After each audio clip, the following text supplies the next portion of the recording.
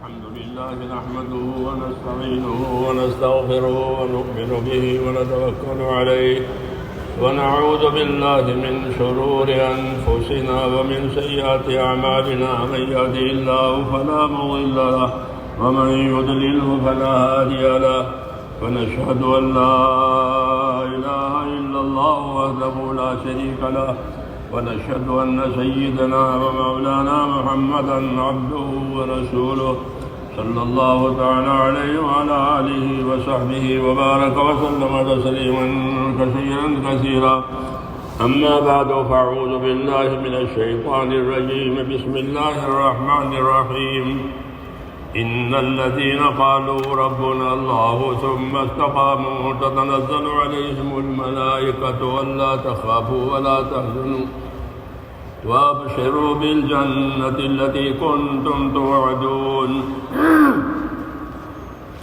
نحن أولياؤكم في الحياة الدنيا وفي الآخرة ولكم فيها ما تشتهي أنفسكم ولكم فيها ما تدعون نزلا من غفور رحيم ومن أحسن قولا ممن دعا إلى الله وعمل صالحا وقال إنني من المسلمين صدق الله العظيم.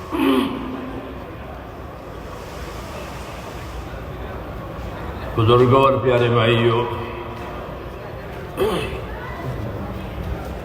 پہلی بات یہ ہے کہ اللہ تعالیٰ نے ہم کو اپنے دین سے اور دین کے کام سے نوازا ہے کہ ہم کو اللہ نے دین بھی دیا ہے اور دین کے لیے کام کرنا اور محنت کرنا یہ بھی دیا ہے. یہ اللہ تعالیٰ کا بہت بڑا احسان ہے اور یہ وہ احسان ہے کہ جس کو اللہ تعالیٰ نے ہم پر جتایا ہے اور بتایا ہے. لقد من اللہ علی المؤمنین اذ بعث فیہم رسولا. اللہ نے ایمان والوں پر بڑا احسان کر دیا ہے کہ ان کے واسطے انہوں نے اپنا رسول بھیجا. تو رسول کا آنا اور دین کا کام ملنا یہ اللہ کا من یعنی بڑا احسان ہے. اس سے بڑا کوئی احسان نہیں ہو سکتا.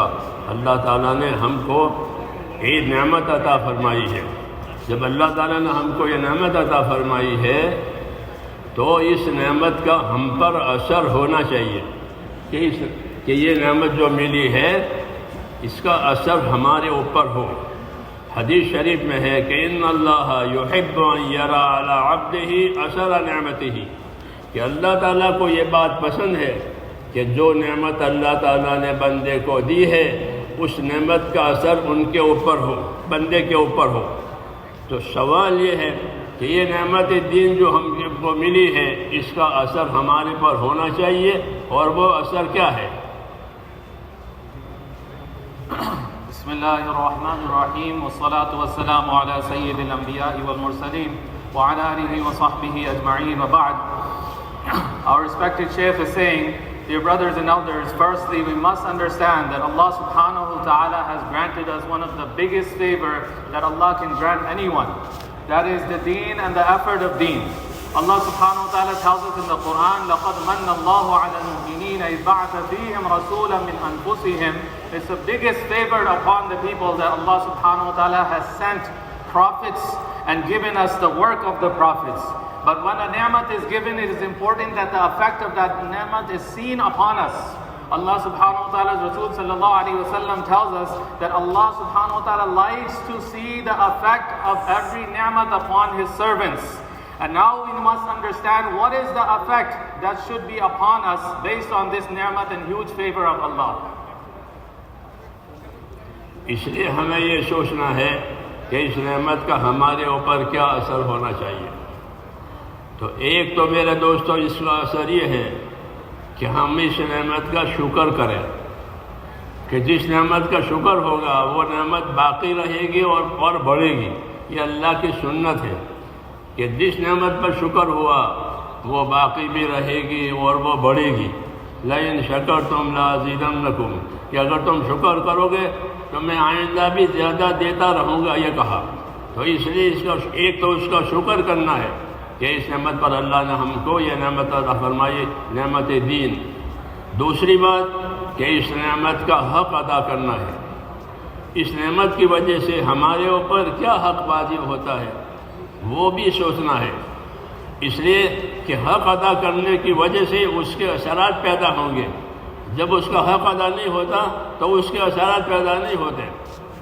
اس لیے میرے دوستو، ہر نعمت کا اثر یہ ہے کہ ہم اس نعمت کی وجہ سے اپنے اللہ تعالیٰ کو راضی کریں، اس نعمت میں ایسا عمل کریں، اس نعمت میں ایسا برتاؤ کریں کہ جس کی وجہ سے اللہ ہم سے راضی ہو جائے. یہ بات ہمیں تعلیم دی گئی ہے. اللہم وما رزقتنی مما احب فاجعلہ قوۃ لی فیما تحب. مسنون دعا میں یہ تعلیم ہے کہ اللہم وما رزقتنی مما احب فاجعلہ قوۃ لی فیما تحب، کہ یا اللہ آپ نے مجھ کو جو نعمت دی ہے، ساتھ ساتھ میری درخواست یہ ہے اس نعمت کے ساتھ مجھ کو ایسی طاقت بھی دے کہ میں اس نعمت کی وجہ سے یا اللہ آپ کو راضی کیا کروں. یہ سبق دیا ہے کہ اللہم وما رزقتنی مما احب فاجعل قوۃ لی فیما تحب، کہ آپ نے مجھ کو جو یہ نعمت دی ہے، اس نعمت کے ساتھ ساتھ میرا سوال یہ بھی ہے کہ آپ مجھ کو ایسی طاقت دیں کہ اس نعمت کے ساتھ ساتھ میں آپ کو راضی کیا کروں. تو یہ اصل نعمت کا اثر ہے کہ جب بندے کو نعمت ملے تو اس نعمت کی قوت سے وہ اپنے اللہ کو راضی کرے.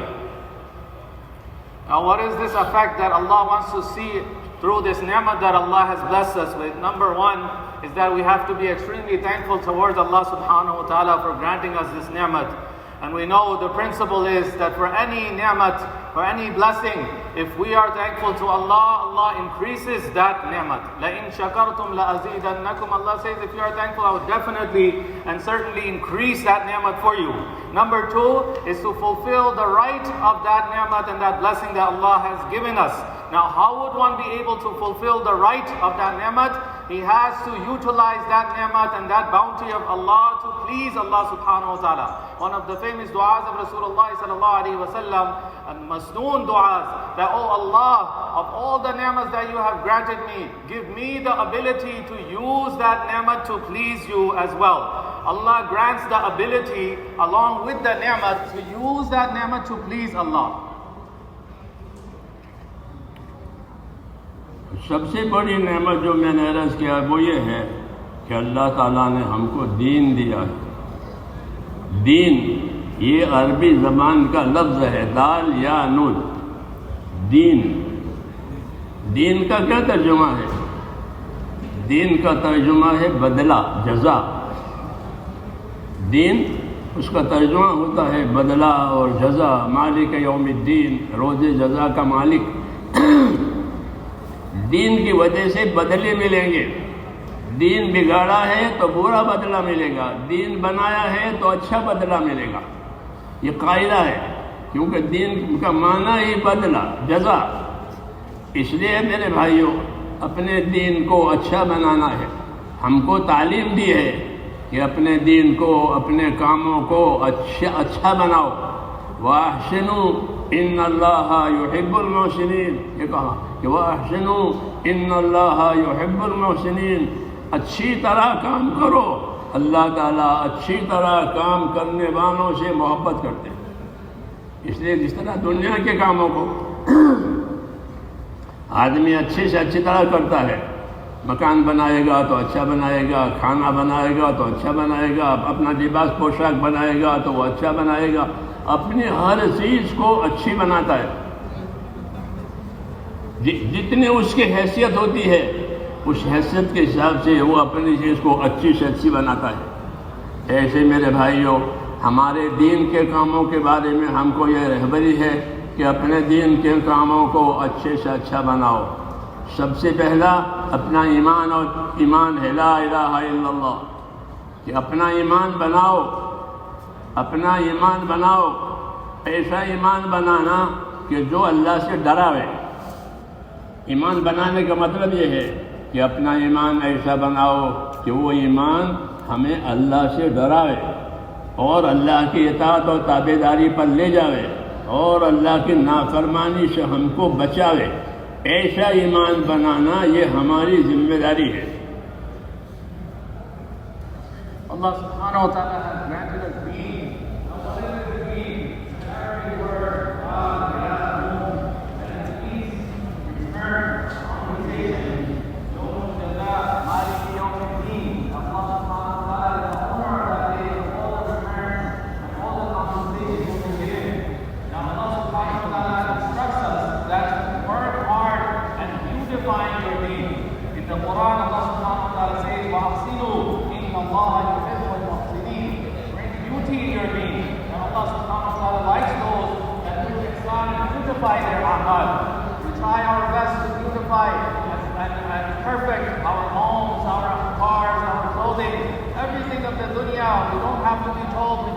best to better it. But when it comes to deen, we must remember that Allah subhanahu wa ta'ala wants us to try harder and perfect our deen.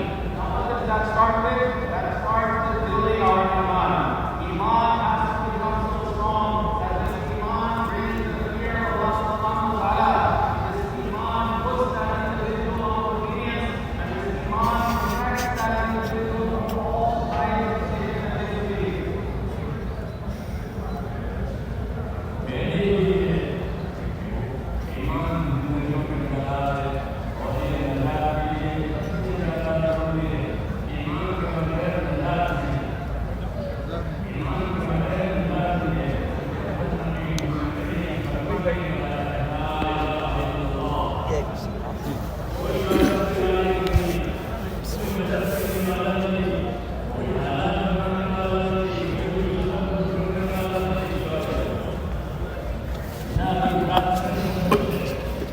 اختیار میں سب کچھ ہے، نفع ہو، نقصان ہو، عزت ہو، ذلت ہو، سارے حالات اللہ تبارک و تعالیٰ کے ہاتھ میں ہے، ساری کائنات اس کے قبضۂ قدرت میں ہے۔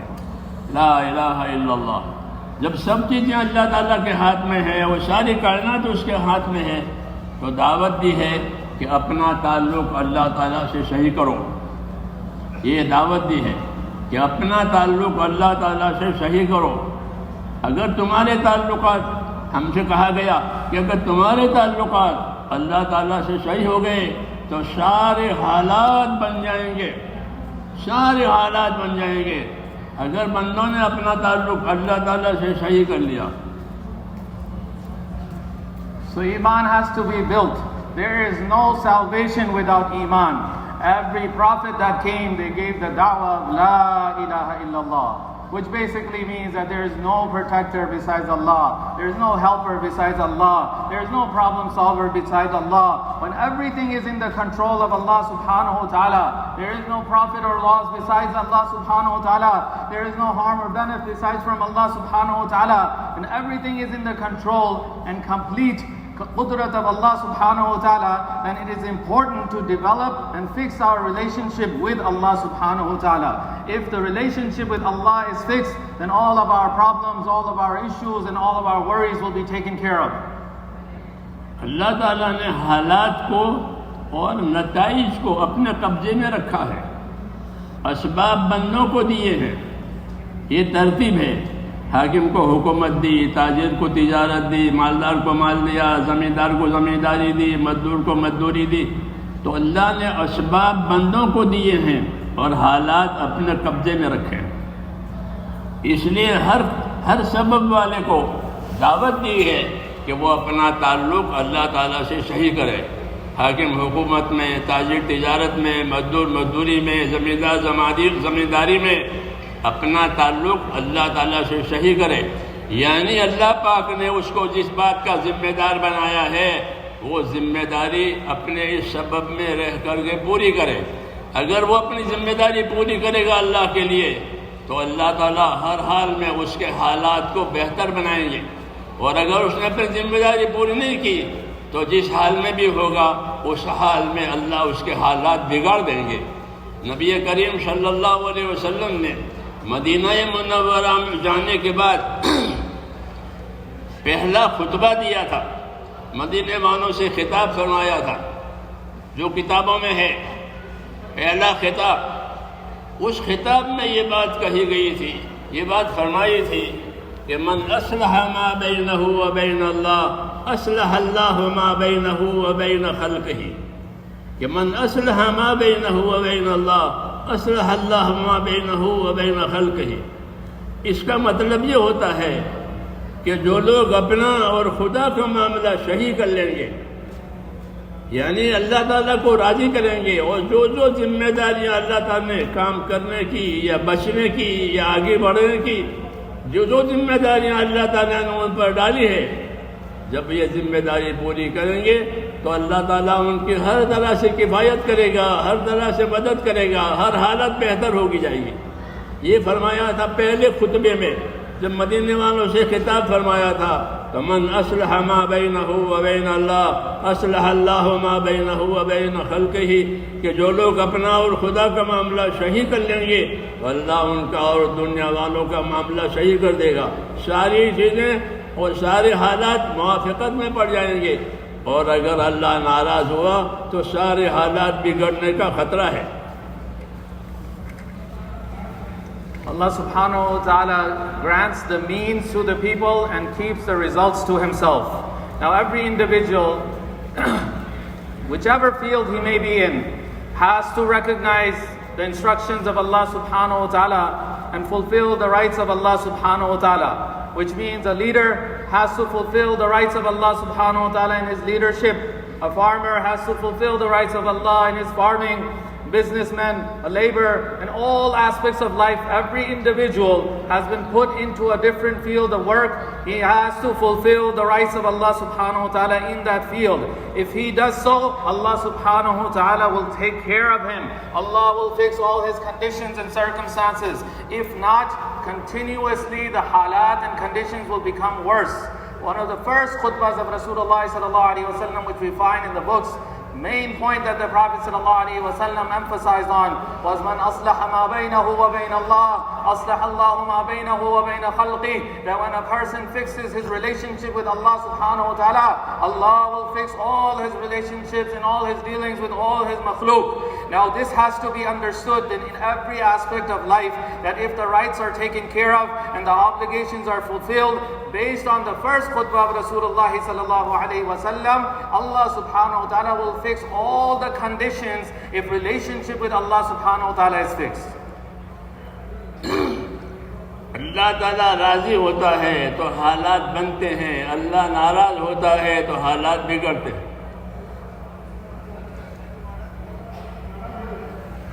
When Allah is pleased, then conditions get better. If not, then conditions get worse and worse. اس لیے دعوت دی ہے ہم کو کہ اپنے پروردگار کو، اپنے اللہ کو ہر حال میں راضی کرو، اور اللہ تعالیٰ راضی ہوگا اپنے دین سے، کیونکہ اللہ نے ہم کو پسند کر کے دین دیا ہے۔ وَرَضِيتُ لَكُمُ الْإِسْلَامَ دِينًا، پسند کر کے دین دیا ہے۔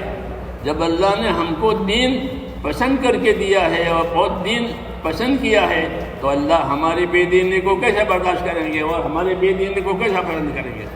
اس لیے کسی کو اس کی اجازت نہیں ہے کہ وہ اپنے آپ کو بے دین بناوے اور دین کے کاموں کو توڑے یا دین کے کاموں کو چھوڑے، اس کی کسی کو اجازت نہیں ہے، بلکہ حکم دیا ہے کہ فَادْخُلُوا فِي السِّلْمِ كَافَّةً، ادخلوا فی السلم کافہ، اپنے دین میں پورے آ جاؤ۔ ایسا نہیں کہ آدھا کرے آدھا نہ کرے، تھوڑا کرے تھوڑا چھوڑے، ایسا نہیں ہے، بلکہ حکم دیا ہے کہ اپنے دین میں پورے آ جاؤ۔ ادخلوا فی السلم کافہ ولا تتبعوا خطوات الشیطان، اپنے دین میں پورے پابند ہو جاؤ، شیطان کی چال مت چلو، یہ ہم کو حکم ہے۔ So the basic da'wah to us is to please Allah subhanahu wa ta'ala, and Allah's pleasure comes through His deen. Allah tells us in the Quran, وَرَضِيتُ لَكُمُ الْإِسْلَامَ دِينًا. Allah likes the deen for you. Allah is the one who has chosen the deen for you. Now if Allah is the one who chose the deen for us, why would Allah subhanahu wa ta'ala like it if we are turning away from the deen? Why would Allah subhanahu wa ta'ala be happy if we are living a life against the deen? Allah subhanahu wa ta'ala commands us in different portions of the Quran. Allah says, "Udkhulu fi as-silmi kaffah," that enter into Islam completely. وَلَا تَتَّبِعُوا خُطُوَاتِ الشَّيْطَانِ, don't follow the footsteps of shaitan. So partial deen is not being demanded here. Complete deen without any gaps or any shortcomings. We have to aim to come under the complete deen of Islam. اللہ تعالیٰ کی طرف سے ہم کو نعمتیں بھی ملتی ہیں اور اللہ کی طرف سے ہم کو حکم بھی ملتے ہیں۔ یہ دو چیزیں ہماری طرف آتی ہیں، اللہ بندوں کو نعمت بھی دیتا ہے اور اللہ بندوں کو حکم بھی دیتا ہے۔ نعمت کا تقاضا یہ ہے کہ نعمت دینے والے کا شکر ادا کیا جائے، ہاں، نعمتیں غافل نہ کریں، ہاں، نعمتیں ہم کو غافل نہ کرے۔ حکم ہے کہ تمہارا مال، تمہاری اولاد تمہیں اللہ سے غافل نہ کرے۔ لا تلہکم اموالکم ولا اولادکم عن ذکر اللہ، کہ تمہارا مال اور تمہاری اولاد، کیونکہ یہ نعمتیں بڑی ہیں، یہ تم کو اللہ سے غافل نہ کرے، اور جو ایسا کرے گا یعنی غافل ہوگا تو وہ بڑے نقصان میں پڑے گا۔ تو اس لیے نعمت کا تقاضا یہ ہے کہ نعمت دینے والے کو راضی کیا جائے۔ تو میں نے کہا ایک ہماری طرف اللہ کی نعمتیں آتی ہیں، رات دن ہم کو اللہ نے نعمتوں سے ڈھانپ دیا ہے، وَأَسْبَغَ عَلَيْكُمْ نِعَمَهُ ظَاهِرَةً وَبَاطِنَةً، کہ اللہ نے اپنی نعمتوں سے تمہیں ڈھانپ دیا ہے۔ آدمی نعمتیں گن نہیں سکتا، اتنی نعمتیں اس کی طرف آتی ہے۔ اور دوسری چیز ہماری طرف جو آتی ہے وہ اللہ تعالیٰ کے حکم آتے ہیں، رات کے حکم، دن کے حکم، غریبی کے حکم، مالداری کے حکم، تندرستی کے حکم، بیماری کے حکم، جتنے جتنے حالات آئیں گے اس حال کے حساب سے حکم بھی آئیں گے۔ اس لیے ہم کو ان دونوں باتوں کو دیکھنا ہے کہ نعمت آوے تو نعمت کا شکر کریں، حکم آوے تو حکم میں اللہ کے اطاعت کریں۔ رسول اللہ صلی اللہ علیہ وسلم نے اسی لیے ہم کو ایک دعا سکھائی تھی، اس کی مدد کے لیے، اس کے آسانی کے لیے یہ دعا سکھائی تھی، ربی اعنی علی ذکرک و شکرک و حسن عبادتک۔ یہ مشہور معروف دعا ہے۔ اس دعا کے بارے میں علماء نے یہ کہا ہے کہ یہ دعا ہر مسلمان کو یاد ہونی چاہیے، رب اعنی علی ذکرک و شکرک و حسن عبادتک، کہ یہ دعا ہر مسلمان کو یاد کرنی چاہیے اور ہر نماز کے بعد مانگنی چاہیے۔ کیوں کہ اس دعا میں بڑی ذمہ داری کے لیے مدد مانگی ہے۔ Allah subhanahu wa ta'ala grants us countless ni'mats and bounties, and along with those bounties, Allah subhanahu wa ta'ala grants injunctions and rulings. What is the demand of every ni'mat and bounty of Allah? We should be thankful to Allah subhanahu wa ta'ala and not fall into negligence.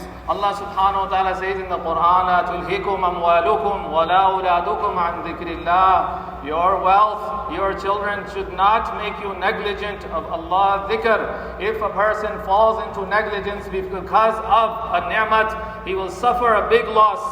Allah subhanahu wa ta'ala's ni'mats are so much that the Quran tells us that Allah has covered our lives up with His ni'mats. وَأَصْبَحَ عَلَيْكُمْ نِعْمَهُ ظَاهِرَةً وَبَاطِنًا. Internally and externally, the ni'mats are all over us. So with these ni'mats, we have to be thankful to Allah and not fall into negligence. Number two, Allah grants rulings and injunctions with every ni'mat. That means that wherever condition we are in, there are injunctions of Allah subhanahu wa ta'ala.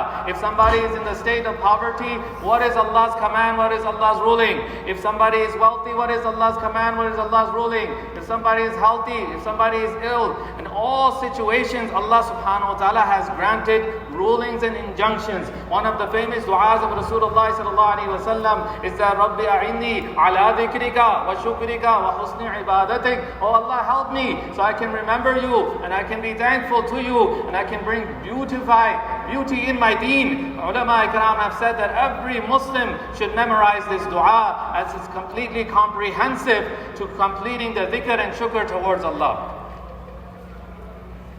تو ہم کو یہ دعا سکھائی تھی، اعنی علی ذکرک و شکرک حسن عبادتک، کہ ذکر بھی سکھا دے، ہم کو ذکر میں بھی مدد دے اور شکر میں بھی مدد دے۔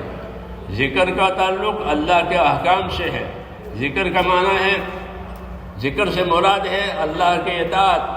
کل علماء نے لکھا ہے کل مطیع ذاکر، کہ جو بھی اللہ کے اطاعت میں ہوگا وہ اللہ کا ذاکر مانا جائے گا۔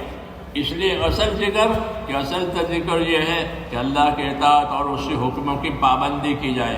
اللہ کے حکموں کی تابعداری کرنے والا، اللہ کے حکموں کی پابندی کرنے والا وہ اللہ کا ذاکر ہے۔ اور اللہ کے حکموں کا پابند نہیں ہے تو چاہے جتنے وظیفے پڑھے، چاہے جتنے کوئی فائدہ نہیں ہوگا۔ اصل اللہ کے اطاعت ہے۔ اس لیے ذکر سے مراد یہ ہے کہ ہماری زندگی میں اللہ تعالیٰ کے اطاعت آوے۔ اگر اللہ تعالیٰ حکم دے تو ہم اس کے اطاعت کریں، اور اللہ تعالیٰ نعمت دے تو اس کا شکر کریں۔ یہی دعا مانگی گئی ہے، اعنی علی ذکرک و شکرک و حسن عبادتک، کہ تیری طرف سے حکم آوے تو ہم تیری اطاعت کریں، تیری طرف سے نعمت آوے تو ہم تیرا شکر کریں۔ اور اصل بات کہ ہم کو اپنی عبادت اچھی سے اچھی طرح کرنے کی توفیق اور طاقت دے. یہ دعا مانگی ہے کہ ہم تیری عبادت کو اچھی سے اچھی طرح کریں. ہاں یہ ضروری ہے کہ اللہ کی عبادت کو, اللہ کے اطاعت کو اچھی سے اچھی طرح کیا جائے, سیکھ کر کیا جائے, سمجھ کر کے کیا جائے, یقین کے ساتھ کیا جائے. اچھی کرنے کا یہ مطلب ہے کہ اس کے یقین کے ساتھ کریں کہ اس اطاعت سے, اس عبادت سے میرا اللہ راضی ہوگا اور میری کامیابی ہوگی. پھر اس کو سیکھ کر سمجھ کر اچھی طرح کریں. یہی مقصد ہے. اس لیے یہ ہماری زندگی کی ذمہ داری ہے کہ ہماری زندگی میں ہم نعمتوں میں شکر کرنے والے بنیں اور اللہ کی طرف سے جو حکم آوے ہم اس کے اطاعت کرنے والے بنیں. Through this dua, Rasulullah sallallahu alaihi wasallam, Rabbi a'inni ala dhikrika wa shukrika wa husni ibadatik. Now what is this dhikr? Dhikr means that this is directly related to the injunctions of Allah subhanahu wa ta'ala, to follow and obey. The ulama ikram have said, kullu muti'in dhakir, that every person who is obedient, that is truly the person who is a dhakir, who remembers Allah subhanahu wa ta'ala. So dhikr means obedience, and to live a life against obedience means this is a life of ignorance and jahala. Rasulullah sallallahu alayhi wa sallam's whole life is completed in this deen, dhikr and shukr. Allah commands us that we follow with every hukum, we follow Allah with every ni'mat and bounty. We are thankful towards Allah subhanahu wa ta'ala.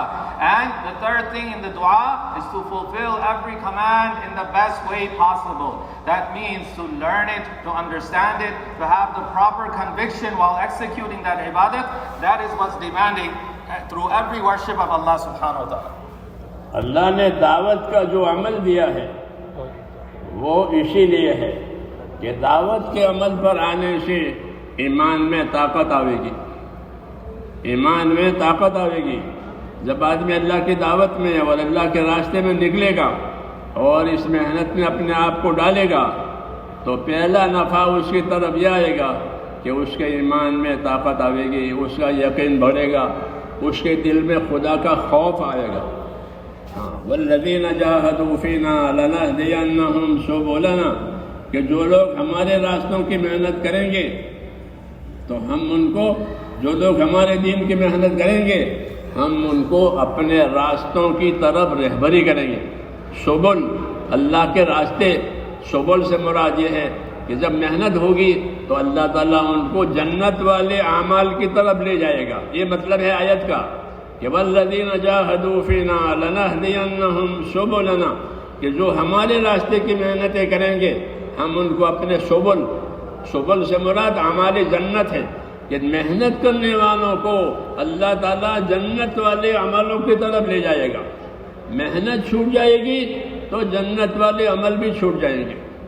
اس لیے ایمان اور دین اور اس کے ساتھ محنت, جیسے کھیتی, کھیتی کے ساتھ محنت, تجارت, تجارت کے ساتھ محنت, ہر چیز کے ساتھ اس کی محنت جوڑی ہوئی ہے کہ جب محنت ہوگی تو اس کا نفع ہوگا, محنت نہیں ہوگی تو اس کا نفع نہیں ہوگا.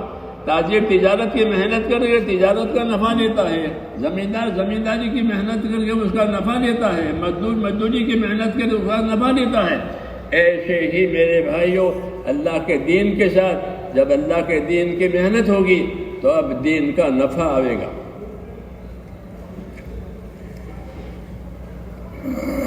So through the da'wah towards Allah subhanahu wa ta'ala, one of the benefits is that this brings strength to our iman. The very first thing, that by calling towards Allah and going out in the path of Allah subhanahu wa ta'ala, the very first benefit is that the iman becomes strong. Allah subhanahu wa ta'ala says in the Quran, وَالَّذِينَ جَاهَدُوا فِينَا لَنَهْدِيَنَّهُمْ سُبُلَنَا. Those that strive in our path, we open up gates and we guide them towards our ways and our pathways. Subul, what does this mean? Allah subhanahu wa ta'ala puts that person's life towards the actions of Jannah. That through the effort, Allah will guide him towards doing those things that would lead him towards Jannah. If no effort is done, then the path of Jannah will also be lost. Just like in every field, if there is no effort done on farming, the farmer will not see any benefit. The businessman does not do any effort, he will not see any benefit or profit in his business. In every aspect of life, Allah has connected an effort with it. So if deen is also connected with effort, Allah subhanahu wa ta'ala will bring alive those actions that will lead this person towards Jannah.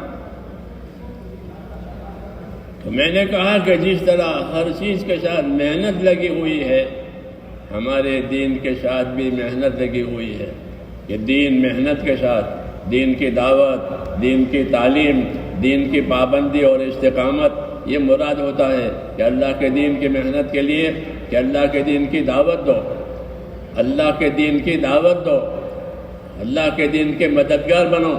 اللہ کے دین کی دعوت کا مطلب یہ ہے کہ ہم اپنا دین لے کر کے دنیا میں پھریں، اور دین کا کیا نفع ہے اور بے دینی کا کیا نقصان ہے، آخرت میں کیا ہوگا، دنیا میں کیا ہوگا، ان باتوں کو جانتے ہوئے دوسروں میں اپنے دین کی بات چلائیں اور دوسروں کو اور اپنے بھائیوں کو اپنے دین کی دعوت دیں۔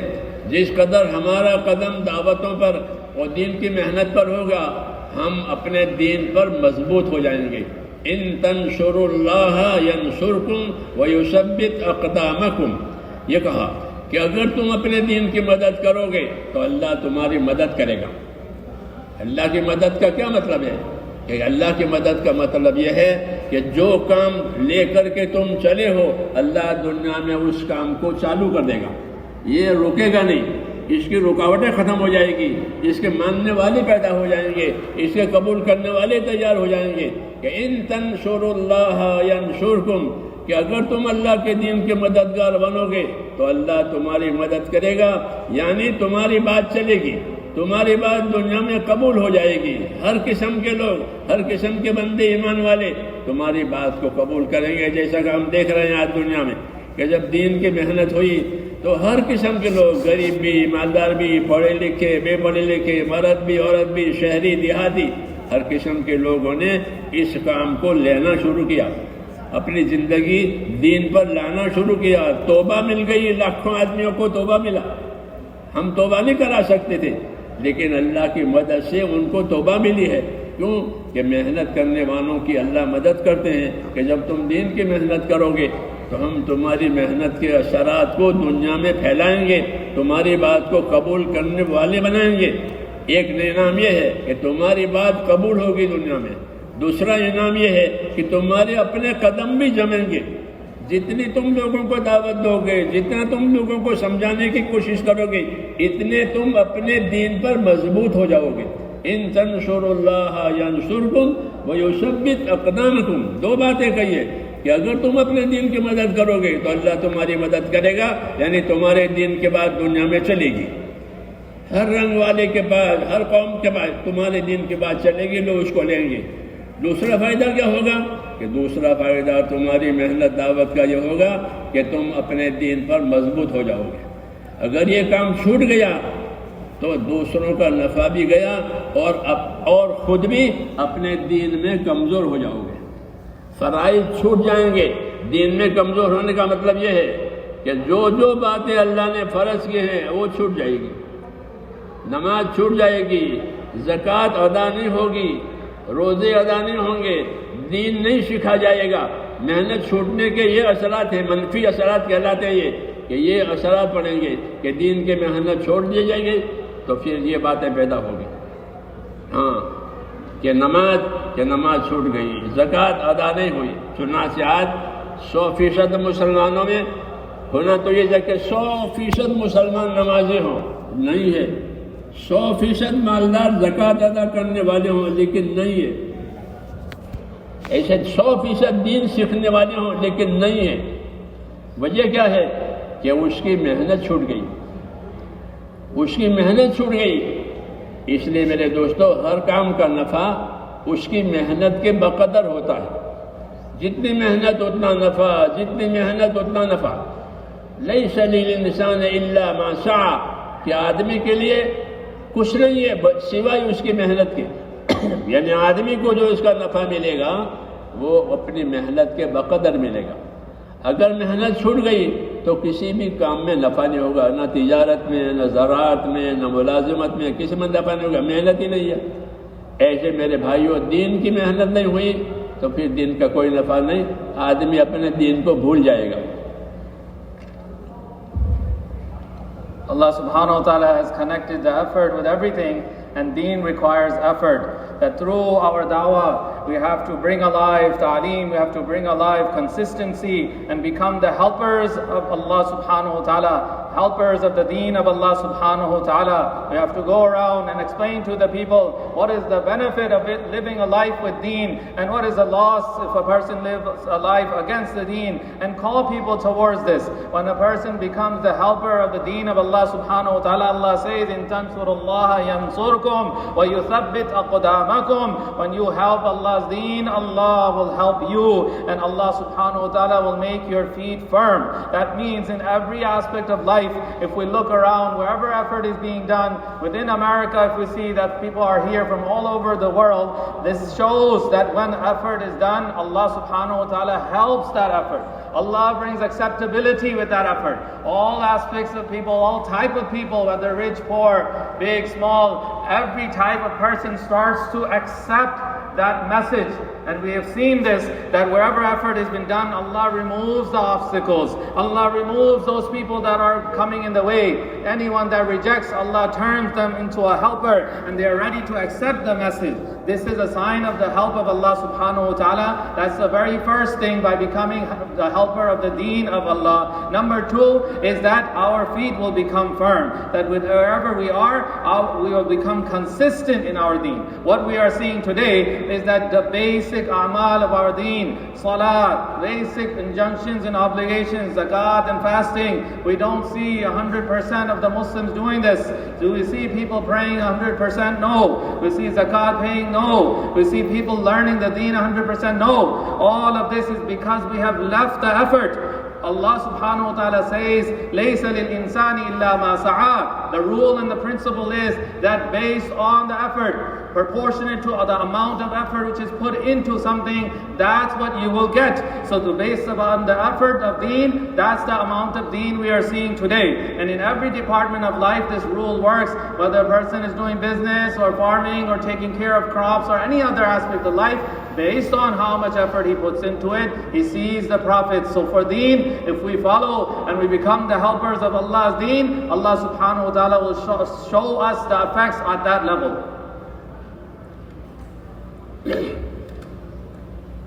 اللہ تعالیٰ نے ہم کو یہ بشارت دی ہے کہ والذین جاہدوا فینا لنہدینہم سبلنا، جیسے میں نے پہلے کہا کہ جو ہمارے راستے کی محنت کریں گے، ہم ان کو اپنے راستوں کی طرف رہبری کریں گے، یعنی جنت کے اعمال کی طرف رہبری کریں گے۔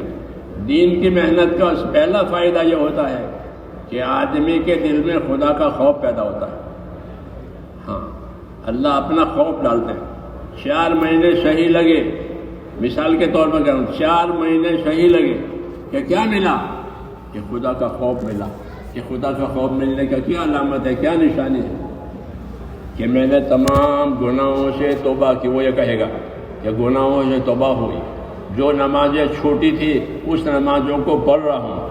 ہمارے ہاں ایک آدمی نے 20 برس کی نمازیں قضا پڑھی، میں اس کو جانتا ہوں، خالی قصہ نہیں ہے۔ جماعت میں نکل کر جب نماز کی اور آخرت کے عذاب ثواب کی اہمیت سامنے آئی تو اس نے 20 برس کی نمازیں قضا پڑھی کہ میں نے 20 برس تک نماز نہیں پڑھی۔ یہ کیا ہوا کہ اس کام کی وجہ سے، دعوت دینے کی وجہ سے اندر خوف پیدا ہوا۔ آدمی کو 2 چیزیں چلاتی ہے، یا خوف چلاتا ہے یا شوق چلاتا ہے۔ کسی کام کا شوق ہو گیا تو شوق اس کو چلاتا ہے، کسی کام کا خوف ہو گیا تو خوف اس کو اس مصیبت سے بچاتا ہے۔ دعوت کی محنت سے اور اللہ کے راستے میں نکلنے کی محنت سے یہ 2 چیزیں دلوں میں پیدا ہوتی ہیں۔ بعض لوگوں میں شوق پیدا ہوتا ہے، اللہ، آخرت، جنت، دوزخ، دین، قرآن، ان باتوں کا شوق پیدا ہوتا ہے، تو وہ شوق کی وجہ سے آگے بڑھتے ہیں، جان بھی لگاتے ہیں، مال بھی لگاتے ہیں، دوسروں کو بھی دعوت دیتے ہیں، ان کو شوق پیدا ہو گیا۔ تو کبھی کسی کے دل میں اللہ تعالیٰ شوق ڈالیں گے، کسی کے دل میں خوف ڈالیں گے. یہ دو اسباب ترقی کے اسباب ہیں. Allah subhanahu wa ta'ala grants us the glad tidings in this ayat that was recited, وَالَّذِينَ جَاهَدُوا فِينَا لَنَهْدِيَنَّهُمْ سُبُلَنَا, that the actions of Jannah, Allah starts to give this person the ability to come towards those actions. The very first benefit of going out in the path of Allah and doing the effort is that this person starts to become fearful towards Allah. And what is the sign of this? That he repents completely from all the disobediences of Allah subhanahu wa ta'ala. If he had missed any salah, he starts to make them up. He says that I know a person by name that who was not praying for 20 years, and then after going out in the path of Allah subhanahu wa ta'ala, Allah gave him that tawfiq to make up that salat for 20 years, and he was able to do the qada of all of those prayers. This was the benefit of going out in the path of Allah subhanahu wa ta'ala. There are two things that Allah subhanahu wa ta'ala uses to keep every individual going. Number one is the fear towards Allah. For some people, Allah grants them so much fear that they are able to do what's right. And for the other thing is zeal, that they become so encouraged and they become so excited about attaining that benefit that they are able to do the good deeds. Because of fear and zeal towards Allah subhanahu wa ta'ala and towards pleasing Allah, this person utilizes his life, his wealth, and everything that Allah has given him in the right direction. دین کی دعوت اور محنت کا یہ بڑا فائدہ ہے کہ اندر خوف پیدا ہوتا ہے، شوق پیدا ہوتا ہے. ہاں، خوف اچھی چیز ہے، کیوں کہ جتنی ناگوار اور ناپسندیدہ چیزیں ہیں اس میں آدمی خوف کی وجہ سے اپنے آپ کو بچاتا ہے، اور جو اچھی چیزیں ہیں اس کو خوف کی وجہ سے لیتا ہے. اس لیے دعوت کی اس محنت میں اور اللہ کے راستے میں نکلنے میں یہ چیزیں پیدا ہوتی ہے کہ اللہ تعالیٰ اپنا خوف پیدا کرتا ہے، جس کی وجہ سے وہ دین کی طرف آتا ہے، توبہ کرتا ہے، چھوٹی ہوئی چیزیں دیتا ہے. ایک آدمی نے اللہ کے راستے میں نکلنے کے بعد 18 برس کی زکوٰۃ دی. وہ ہمارے ساؤتھ انڈیا میں رہتا تھا. 18 برس کی زکوٰۃ، اور یہ کہا کہ میں نے اللہ کے راستے میں نکل کر یہ سمجھا کہ مال میں زکوٰۃ ہے، کیونکہ وہ بڑا مالدار تھا، بلڈر تھا، بلڈنگیں بناتا تھا. بلڈر مالدار ہوتے ہیں. لیکن مجھے یہ نہیں معلوم تھا کہ مال میں کیا ہے، مال میں کتنی زکوٰۃ ہے. ہاں، اس کو جہالت کہتے ہیں کہ دین نہیں ہوگا تو آدمی اپنی ذمہ داریوں سے جاہل ہوگا. وہ جہالت ایسا ہے، جہالت ایسی چیز ہے جیسے کوئی اندھا ہو، نابینا ہو. نابینا دنیا کی رونق نہیں دیتا، کتنی رونق ہے. نابینا ہے، اندھا ہے. تو اس اندھاپن کو دور کرنے کے لیے اللہ تعالیٰ نے ہم کو دین دیا ہے اور دین کی محنت دی ہے. دین اور دین کی محنت، اس سے دین کا نفع کھلے گا، یعنی گناہوں سے بچنے کی طاقت پیدا ہوگی. پہلی بات اس کو تقویٰ کہتے ہیں کہ دین کی محنت سے تقویٰ ملے گا. تقویٰ وہ نعمت ہے، وہ صفت ہے، اندر خدا کا خوف پیدا ہوتا ہے. حضرت عمر فرماتے تھے کہ اللہ نے ہم کو تقویٰ دیا ہے، ہم کو اللہ نے تقویٰ دیا ہے. تقویٰ یعنی اندر خدا کا خوف پیدا ہو گیا. آپ نے سنا ہوگا جمعہ کے خطبوں میں خطبہ حضرات پڑھتے ہیں، تقویٰ ملاک الحسنات، تقویٰ ملاک الحسنات. کہ تقویٰ یہ تمام بھلائیوں کی، تمام نیکیوں کی جڑ ہے. کہ آدمی کے دل میں تقویٰ پیدا ہو گیا، خدا کا خوف پیدا ہو گیا، اب وہ ہر بھلائی کی طرف جائے گا. فرائض بھی ادا کرے گا، نوافل بھی ادا کرے گا، خدمت بھی کرے گا. جی ہاں، عبادت، خدمت، یہ سب تقوی پر موقوف ہے. اور تقوی، اللہ کا خوف کہاں ملے گا؟ کہ یا تو اچھی صحبت میں ملے گا، جیسے صحابہ کرام کو حضور صلی اللہ علیہ وسلم کی صحبت ملی تو ان کے دلوں میں تقوی پیدا ہو گیا. تو یا تو تقوی اچھی صحبت سے ملے گا، اور اچھی صحبت نہیں ہے تو اچھی محنت سے ملے گا. کہ اچھی محنت ہو گئی دین کی، اللہ کے حکموں کی، اعمال کی محنت ہوئی، اس میں چلنے کی وجہ سے، اس میں پھرنے کی وجہ سے اللہ اپنا خوف دے دیتے ہیں. اس کی وجہ سے آدمی اپنی گزری ہوئی زندگی پر پچھتاتا ہے، اس کو حسرت ہوتی ہے. میں نے اپنی زندگی برباد کر دی، میں نے کچھ نہیں کیا، اس کو حسرت اور ندامت ہوتی ہے، اور ندامت کی وجہ سے وہ توبہ کر کے پھر آگے بڑھتا ہے۔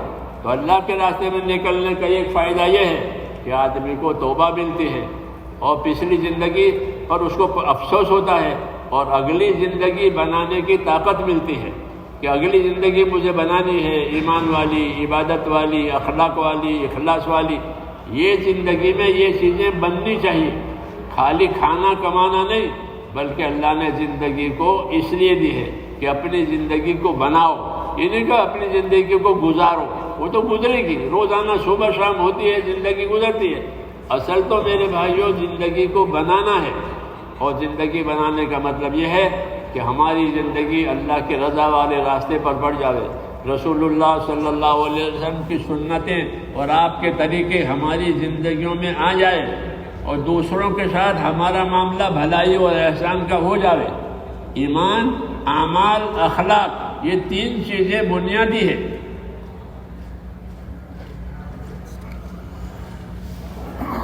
So by doing the effort of deen, Allah subhanahu wa ta'ala, one of the first benefits that Allah grants is that Allah makes this individual fearful.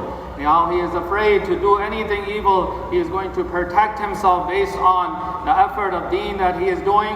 That khawf and that fear will come into his life, and because of that he will repent. He says there was another person who did not pay zakat for 18 years.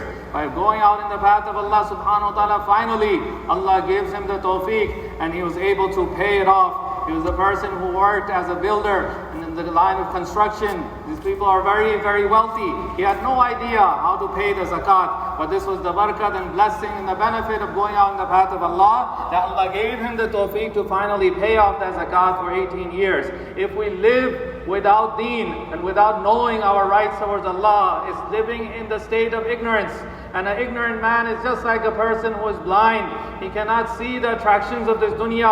While being blind, without having deen, we are just like that we cannot please Allah subhanahu wa ta'ala. So one of the basic benefits that comes is taqwa. By doing the effort of deen, Allah makes us fearful towards Him. Umar radiyallahu anhu says that Allah subhanahu wa ta'ala granted us taqwa. We became fearful towards Allah subhanahu wa ta'ala. And you'll hear this in many khutbah of Jummah, that the Imam recites that taqwa is milakul hasanat. It's the root cause, it's the root of all good deeds. And this taqwa comes, one way that it comes through is the good company. Like the Sahaba, they attained the companionship of Rasulullah sallallahu alaihi wasallam. They developed taqwa. Now they have the ability to fulfill the faraiz and the voluntary acts and the khidmat, and all other aspects were being fulfilled because now they had taqwa. The other thing that happens is that Allah makes this person remorseful, and he starts to repent in his past life, that where was I from till now? I've wasted so many years in the wrong direction.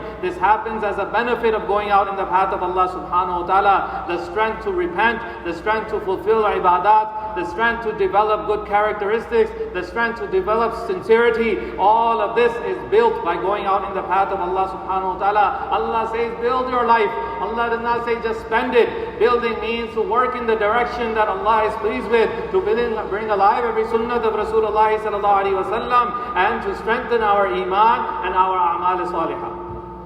Excuse me, but we have an announcement. There are some brothers who have parked in the employee parking.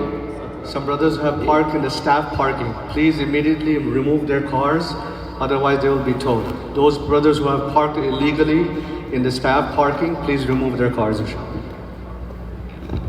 تو ایک تو میں نے عرض کیا کہ اللہ کے راستے میں نکلنے کی جو محنت ہے، اس محنت سے ہمارے دلوں میں تقوی پیدا ہوگا، اللہ کا ڈر آئے گا، اور اللہ کا ڈر اور تقوی یہ تمام نیکیوں کی جڑ ہے۔ صحابہ کرام کو تقوی ملا تھا، والذین اہتدوا زادہم ہدی وآتاہم تقواہم، بشارت ہے، والذین اہتدوا زادہم ہدی آتاہم تقواہم، کہ جو لوگ بتکلف اور اپنی محنت سے صحیح راستے پر چلنے کی کوشش کریں گے تو اللہ تعالیٰ ان کو صحیح رہبری بھی کرے گا، اور ان کے دلوں میں اپنا تقوی اور اپنا خوف بھی پیدا کرے گا۔ تو ہم کو صحیح محنت کی وجہ سے صحیح رہبری بھی ملے گی، اور اندر خدا کا خوف اور تقوی بھی پیدا ہوگا. اس کی وجہ سے اپنے دین پر چلنے کی طاقت پیدا ہوگی. یہ ضروری ہے. کیوں کہ آدمی رات دن اپنی دنیا میں، اپنے بال بچوں میں، اپنے کاروبار میں رہنے کی وجہ سے روز روز اس کے ایمان میں کمزوری آتی ہے، یعنی یقین کمزور ہو جاتا ہے. یقین تو یہ ہے کہ جو کچھ ہوگا وہ اللہ سے ہوگا، اللہ کے غیر سے کچھ نہیں ہوگا. نفع ہو، نقصان ہو، بیماری، تندرستی، غریبی، امیری، یہ سب اللہ سے ہے. لیکن یہ یقین کمزور پڑ جاتا ہے جب وہ اس ایمان کی محنت میں نہیں ہوتا. جب اس کا یقین کمزور ہوگا تو اس کے عمل بھی کمزور ہو جائیں گے. اس کے عمل بھی کمزور ہو جائیں گے. وہ اپنے عمل کو سیکھے گا نہیں. جیسے ہم لوگ آج ہو گئے ہیں کہ نماز پڑھتے ہیں لیکن نماز سیکھی نہیں ہے.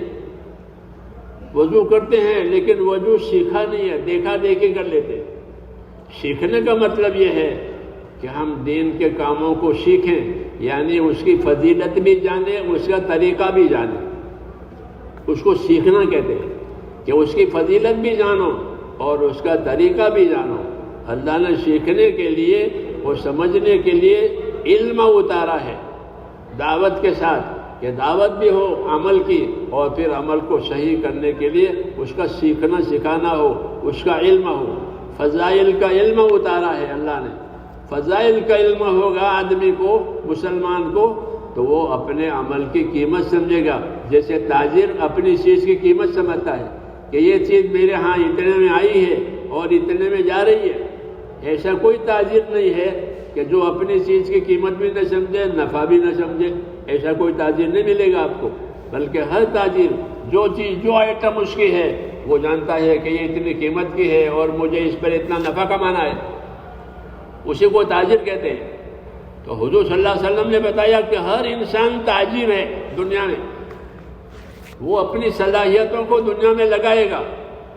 کچھ لوگ اپنی صلاحیت لگا کر کھوٹ میں اتریں گے، کچھ لوگ اپنی صلاحیت لگا کر نفع کمائیں گے. جیسے تاجر بازار میں، بعض تاجر نفع کما لیتے ہیں، بعض تاجر کھوٹ میں اتر جاتے ہیں. دونوں ہوتا ہے، نفع کمانے والے، کھوٹ میں اترنے والے. تو ایسے میرے دوستو ہماری زندگی، کہ ہماری زندگی کی مثال ایک تجارت کی مثال ہے. ہم اپنی زندگی لگا رہے ہیں. جیسے تاجر اپنی تجارت پر مال لگا رہا ہے، ایسے ہر انسان اپنی زندگی لگا رہا ہے، اپنی صلاحیت لگا رہا ہے. یہ زندگی لگانے میں، صلاحیت لگانے میں بعض لوگ نفع کمائیں گے، بعض لوگ نقصان اٹھائیں گے. Our respected brothers, when we go out in the path of Allah subhanahu wa ta'ala, Allah grants taqwa, which is the root of all the good deeds. In the Quran, Allah says, وَالَّذِينَ اهْتَدَوْا زَادَهُمْ هُدًى. When people run towards hidayah, they make an effort towards hidayah, Allah increases their guidance. And Allah grants them taqwa, which is a necessary aspect to stay onto the deen.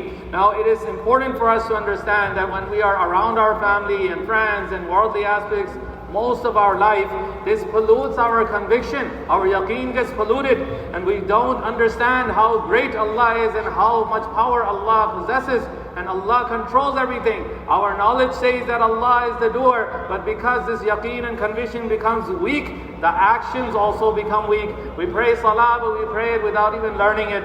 For every ibadat of Allah, we have to learn it, understand it, and two things to know: the virtues of every ibadat and the method of Rasulullah ﷺ to execute that ibadat. Allah subhanahu wa ta'ala has revealed knowledge. This is what knowledge is, to know what are the virtue for doing things and what is the method of the Prophet ﷺ to do it. Just like in business, a businessman knows the value of his product. He knows what he's selling, he knows what's the cost, he knows what's the profit. There's not a single businessman who can do without this. Similarly, Rasulullah ﷺ called each and every one of us a businessman. Our life can be understood from that aspect, that its life is just like a business, that there will be people utilizing their skills. In business, some suffer loss and some attain benefit. In life as well, if it's in the right direction, we will be able to attain profits and benefits. If not, then we will be wasting that life and we will be suffering loss. دنیا میں لوگ آج اپنے حالات سے پریشان ہیں. ہر طبقہ پریشان ہے. ہاں، آج کا دور یہ ہے، وہ لوگ خوب سمجھتے ہیں کہ ہر طبقہ اپنی اپنی جگہ پر پریشان ہے. پریشانی کا کیا علاج ہے اور پریشانی کا کیا سبب ہے؟ کہ زندگی کا جو اصلی کام تھا جب وہ چھوٹ جاتا ہے تو پریشانیاں کھڑی ہوتی ہیں، اور زندگی کا جو اصلی کام ہے جب وہ آ جاتا ہے تو اللہ تعالیٰ پریشانیوں کو اٹھا لیتے ہیں اور سکون اور چین دیتے ہیں۔ یہ اللہ کا وعدہ ہے کہ سکون اور چین دینے والی زندگی اس کے اسباب ہے ایمان اور اعمال۔ من عمل صالحا من ذکر و انثی وهو مؤمن فلنحینہ حیاۃ طیبہ وَلَنَجْزِيَنَّهُمْ أَجْرَهُمْ بِأَحْسَنِ مَا كَانُوا يَعْمَلُونَ۔ فرمایا کہ جو لوگ ایمان لا کر اچھے اعمال بنا کر زندگی گزاریں گے، ہم ان کو دنیا میں جینے کے لیے پاک اور صاف ستھری زندگی دیں گے۔ وَلَنُحْيِيَنَّهُمْ حَيَاةً طَيِّبَةً، پاک صاف زندگی جینے کے لیے دیں گے۔ کس شرط پر؟ اس شرط پر کہ وہ اپنا ایمان بناوے، اپنا اخلاص بناوے، اپنے اعمال بناوے، اپنے عبادتوں کو، اپنی عادتوں کو صحیح کرے، فضائل کے ذریعے سے، محنت کے ذریعے سے۔ جب یہ بات ہوگی تو اللہ فرماتے ہیں کہ ہم ایسے لوگوں کو دنیا میں جینے کے لیے پاک صاف زندگی دیں گے، اطمینان کی زندگی دیں گے۔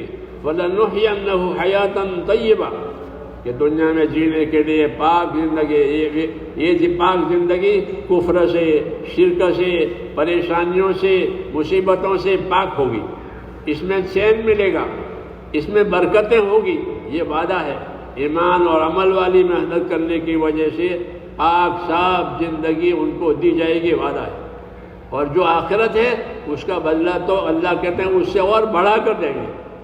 اللہ آخرت کو بڑھا کر دیتے ہیں، اور دنیا میں ہدایت بقدر محنت کے دیتے ہیں۔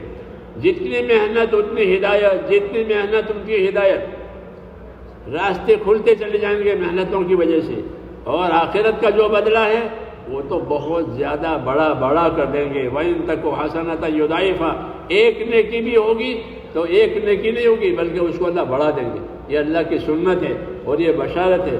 اس لیے میں سمجھدار آدمی وہ ہے کہ جو اپنی ذات پر قابو کرے۔ حدیث شریف میں ہے کہ الکیس من دان نفسہ وعمل لما بعد الموت، سمجھدار آدمی وہ ہے جو اپنی ذات پر قابو کرے، یعنی اپنے آپ کو اللہ کے ناراضگی سے بچاوے اور موت کے بعد کام آوے وہ عمل آج کرے۔ ہماری اس دعوت میں، اس محنت میں یہی ہے کہ اپنی زندگی کو صحیح بنانا ہے، اپنی آخرت بنانی ہے، اس کے لیے محنت کرنی ہے، دعوت کی محنت، اس کے لیے دعوت کی محنت کرنی ہے کہ دعوت کی محنت سے یہ مسئلے حل ہو جائیں گے۔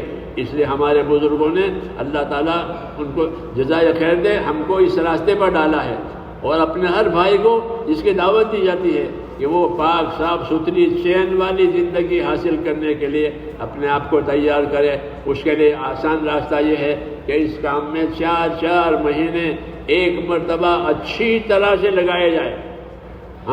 4 مہینے ایک مرتبہ اچھی طرح لگ گئے اور کام سے تعلق پیدا ہو جاوے۔ اس لیے پہلی دعوت یہ ہے کہ اپنے آپ کو ایک مرتبہ 4 میں لگاؤ۔ جنہوں نے نہیں لگائے ہیں وہ جلدی کریں، اور جنہوں نے نہیں لگائے ہیں وہ 4 مہینے والی محنت کا اپنے آپ کو پابند کریں، تو انشاءاللہ دنیا کے حالات بھی صحیح ہو جائیں گے اور آخرت کے حالات بھی صحیح کرنے کی توفیق ہو جائے گی۔ اللہ تعالیٰ دین کی محنت کی وجہ سے مصیبتوں کو اٹھا لیتے ہیں۔ حدیثوں میں ہے کہ دین کی محنت کرو، یہ جنت کا دروازہ ہے، اور تمہاری مصیبتیں اللہ اٹھا لے گا۔ تو مصیبتیں اٹھا لی جائے گی، جنت کے دروازے تک پہنچ جائیں گے، یہ راستہ ہے۔ اس لیے ہم اپنے بھائیوں سے یہ بات کہے جاتے ہیں کہ آج ماشاءاللہ اجتماع میں سب جمع ہوئے ہیں، اور ہمارے جمع ہونے کا مطلب یہ ہے کہ جمع ہو کر اللہ کے دین کی فکر محنت کریں۔ اس لیے آپ حضرات سے درخواست کی جاتی ہے کہ ہماری مجلس ہے، اب اس سے بڑی مجلس آئندہ نہیں ہوگی، اب تو دعا ہو جائے گی۔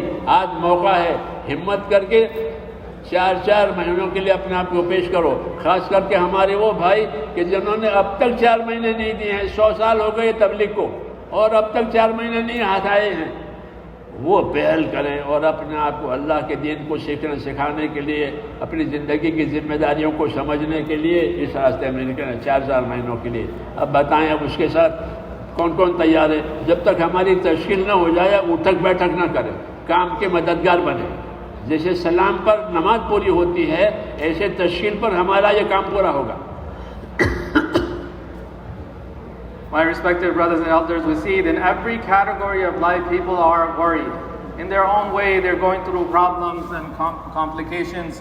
Allah subhanahu wa ta'ala has given us a solution that when people go out in the path of Allah and they live a life of iman and a'mal salihah, Allah says in the Quran, "Man amila salihan min dhakarin aw untha wa huwa mu'min, falanuhyiyannahu hayatan tayyibah." We'll give them a pure life.